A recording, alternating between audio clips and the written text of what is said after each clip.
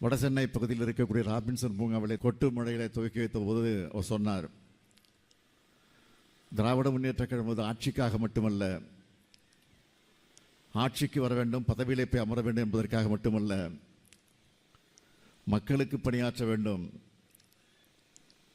ஏழை எளியவர்களுக்கு தொண்டாற்ற வேண்டும், பிற்படுத்தப்பட்ட, தாழ்த்தப்பட்ட, ஒடுக்கப்பட்ட, நசுக்கப்பட்டிருக்கக்கூடிய மக்களுக்காக பாடுபட வேண்டும், ஒட்டுமொத்த தமிழினத்திற்காக உழைத்திட வேண்டும் என்ற உணர்வோடு தான் இந்த இயக்கம் துவக்கப்படுகிறது என்று அறிஞர் அண்ணா அவர்கள் உறுதி எடுத்துக்கொண்டு இந்த இயக்கத்தை தொடங்கி வைத்தார்கள். அதற்கு பிறகு படிப்படியாக கழகம் வளர்ந்து 57ஆம் ஆண்டு முதல் தேர்தல் களத்தில் நாம் ஈடுபட்டோம். 49 தொடங்கி 57 தான் தேர்தல் களத்திற்கே வந்தோம். இன்றைக்கு சில கட்சிகளை